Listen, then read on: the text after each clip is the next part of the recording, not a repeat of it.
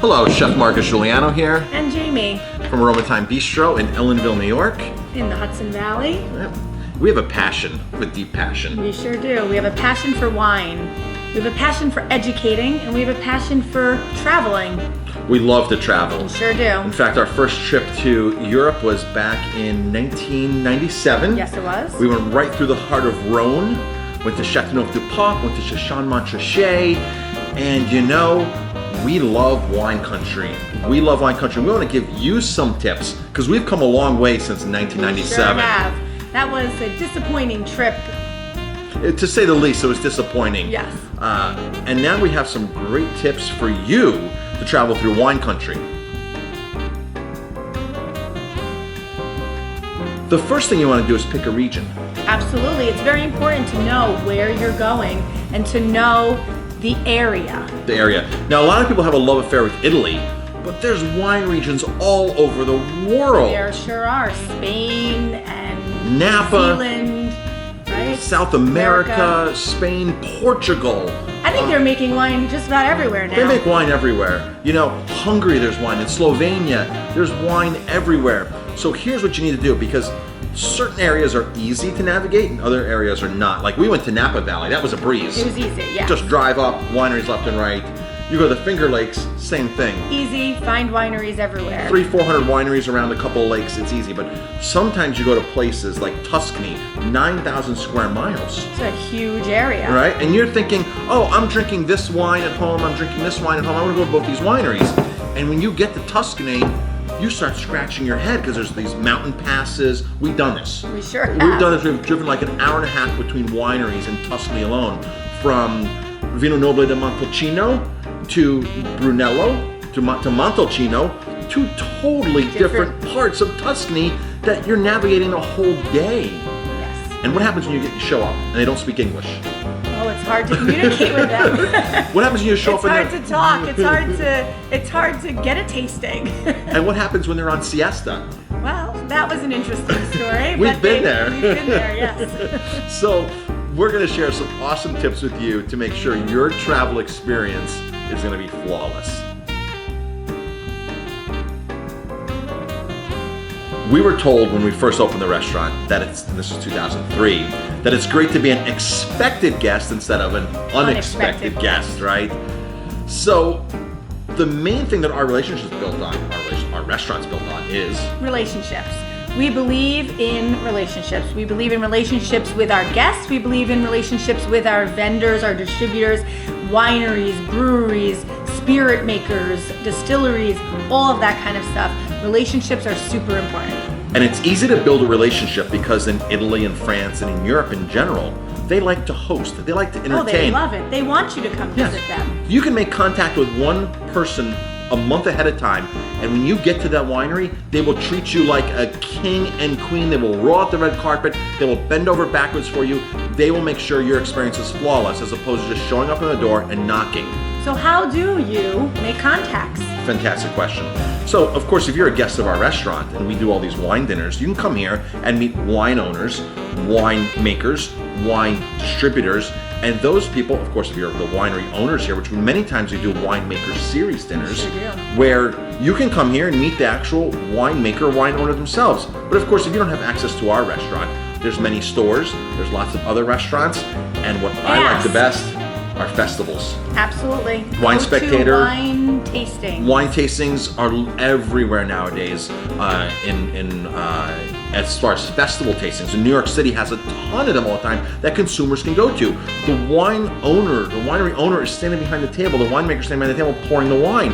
So here's my suggestion: if you want to go to Italy, if you want to go to Southern Italy, you go to the portion of that tasting that has Southern Italy. You make contact with one person pouring, something from Puglia, which is where I'm from. My family's from Puglia, from Bari, and you make contact with them. And you say, I'm interested in coming to see you to visit the winery. I want to plan a little vacation. How can I do that? What's the best way to get in touch with you? How can I contact you? And can you help me plan other wineries that are in your area? And you make good with that one person as a start, right? And that's your foundation of now you have a contact. Most cases, what they're going to say is, please come, be our guest. And sometimes being their guest means that you might be able to stay in their guest house. Never know. Sometimes, if you're lucky. Can't Never promise know. that though. So relationships are super key. Now we're going to be going to Champagne at some point, you and I. Yes. Of course, we're taking a group to Spain in the fall of 2018, which is going to be a fantastic trip because we're leading it. All these previous mistakes and 15 years of us building relationships is what you're going to be going on if you want to go on that trip with us. We'll talk a little bit about that at the end of this video. But first, we want to make sure that you have a great wine experience wherever you're going. Now, Whether it's with us or with somebody else. Right. And here's what you can do. Like the next time a store has a tasting, a retail store in your area, go to the store. If you're in the New York area, chances are you can easily find somebody from the Finger Lakes pouring wine. Okay? Make contact with that person. Use this as a test model because you can drive to the Finger Lakes from where we're at in the metro area in 3-4 hours. And they will help you plan your trip. They want you to come visit. They want you to experience their wine. They want you to become lifelong customers of theirs and have a relationship with them and their wine. Another way to build a relationship is you come to somebody like us and say, Marcus and Jamie, we're going to go to Portugal. We're going to go to Napa Valley. Can you help us? Can you help us make a relationship? Or can you set us up at a winery so that we can go taste wine? And we do that all the time for sure guests. do. Because We again, sure do. it's better to be an expected guest. Than unexpected. And people come back to us all the time and say, we were tasting wine in the cellar, we're taking barrel samples. This is stuff that you don't normally do by just showing up into a tasting room and doing. That's stuff that doesn't happen.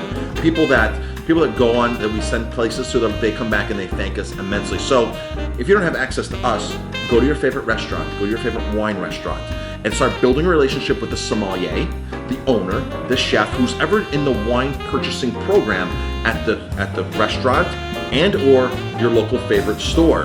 Now, at your local favorite store, they're going to have wine reps come in all the time and taste you on wine. So tell your store, the local store owner, hey, I want to go to Italy next year. Point me in the direction. Who do you have contacts with? Right.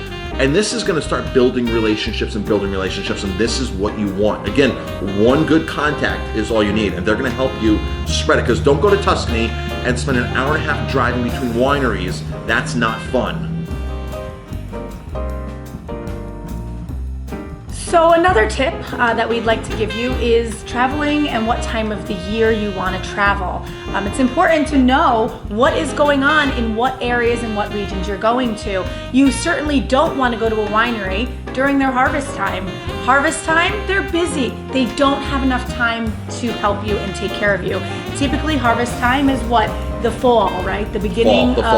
of So the fall. Northern Hemisphere, Southern Hemisphere. Now, don't get me wrong. Harvest time's a beautiful time to go. It's beautiful time to go. But if you want that relationship and if you want that extra attention, that's might not be the best time. I would say go there if you're going to volunteer to help them pick grapes. Oh gosh, then go. That would be fun. Yes. Show up to the winery at harvest time and say, I'm here to help pick grapes.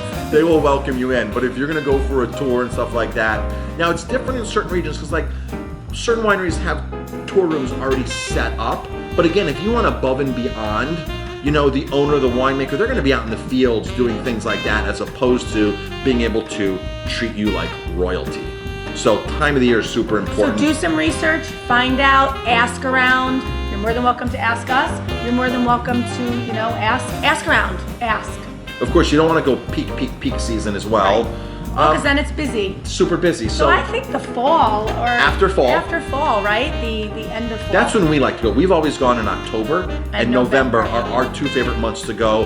Harvest just ended, and when harvest ends, the grapes are coming into the winery. And sometimes we get to taste them right off the vine, and we even get to taste some pressing, which we got to taste, which was really fun. The first pressing of the grapes. Really, really fun and great experience. So Marcus, we've had lots of people ask us about guided tours. Tell me a little bit about what you're thinking and your experience with that. Great question, the guided tour. Our first tour was a guided tour. It sure was. We've done guided tours. We've gotten a map before the GPS on the car and driven around and gotten lost every day. We've done it after the GPS. We've done both.